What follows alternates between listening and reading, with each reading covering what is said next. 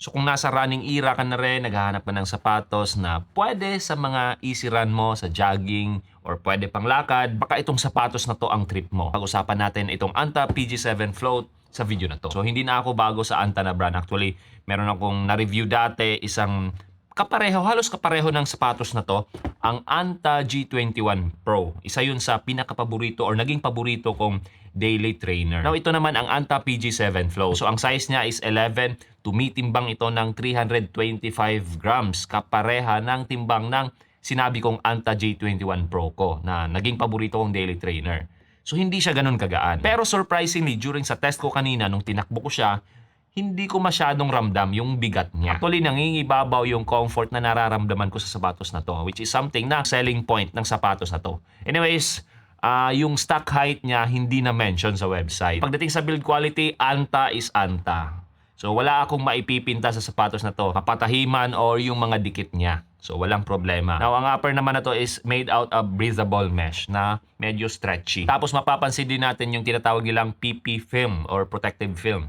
Ito, patungo dito, sa gilid, hanggang sa likod.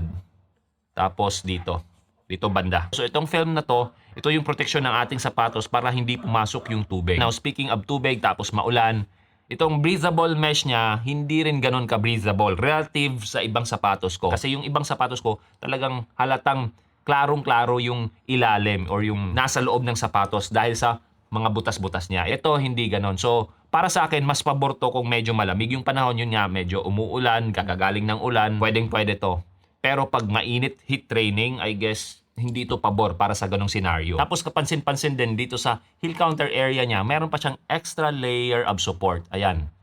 So matigas itong part na to, itong heel counter niya, para makatulong sa stability ng sapatos or makatulong sa stability ng mga paa natin. Yung sintas niya naman nating special pero good enough yung haba para magkaroon tayo ng runner's loop. Now speaking of runner's loop, syempre meron tayong extra eyelet dito. Ayan. So ang tang naman ng sapatos na to is moderately padded. Now speaking of padding, pagdating naman sa kanyang heel collar area, medyo makapal itong padding niya. Na naisip ko initially na baka sumakit yung Achilles ko. Pero so far naman sa test ko kanina, walang problema.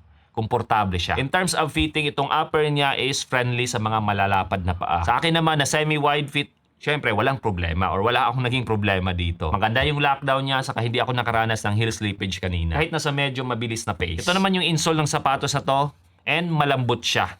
Isa to sa rason kung bakit komportable at saka yun nga, masarap sa paa itong sapatos na to. Now, pagdating naman sa midsole ng sapatos na to, I guess pareho sila sa ibang PG7 na mga sapatos ng Anta, which is nitrogen-infused yung kanyang material na ginamit. PG7, meaning dyan is peak gravity 7. So peak gravity, yun yung unit or measurement ng Anta na ginamit para sa impact protection ng sapatos nila. So the lower the number, mas mataas yung impact protection. So in particular, itong PG7 Float, 7.8 siya. So in terms of comfort, yung softness ng sapatos na to, yung midsole niya, talagang nagandahan ako sa sapatos na to. Especially dito sa likod na talagang mapapansin mo yung lambot niya. Now in terms of flexibility naman, ito, nabebend ang sapatos na to.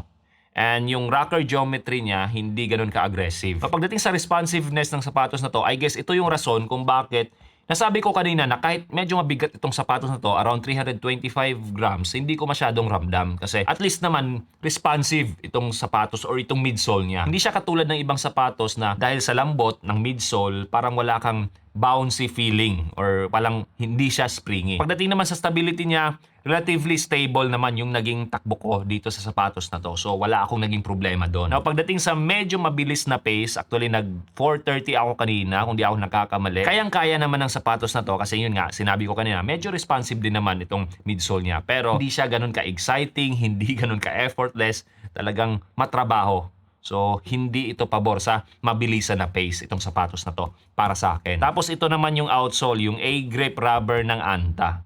Medyo makapal din siya. Ayan. So far, maganda yung traction niya sa tuyong daan, dun sa downhill part na medyo may mabuhangin. Wala din akong naging problema. Dun sa gilid naman ng daan kanina na may mga damong basa, wala din akong naging problema sa kapit niya. In terms of durability ng outsole ng sapatos na to, optimistic ako na magtatagal to. Kasi kapareha sila ng outsole ng Anta G21 Pro ko. So far, around 500 plus kilometers na yon. Hindi pa ganun kapudpod yung kanyang outsole. Pwede ko pang magamit. Anyways, kung naghahanap kayo ng sapatos na maganda yung build quality, wide foot friendly, tapos malambot, masarap sa paa, pwede pang takbo, mga jogging natin, pwede rin panlakad. You might want to consider itong Anta PG7 Float.